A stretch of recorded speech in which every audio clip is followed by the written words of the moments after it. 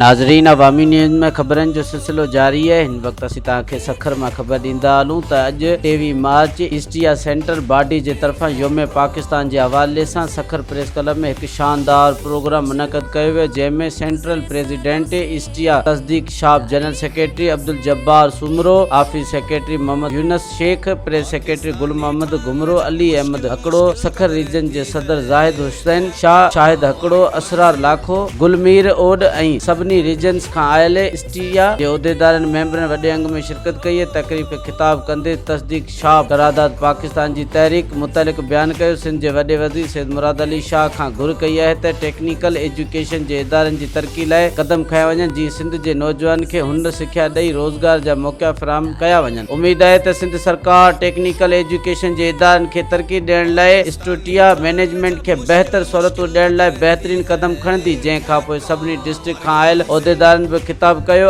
आख़िर में स्टूटिया जे मरकज़ी सदर तस्दीक शाह समूरी इलेक्ट्रॉनिक मीडिया, प्रिंट मीडिया जे दोस्तनि जो शुक्रिया अदा पिण कयो है। मज़ीद खबरों और तफसीलात के लिए विजिट करें हमारी वेबसाइट www.awamiNewsHD.com।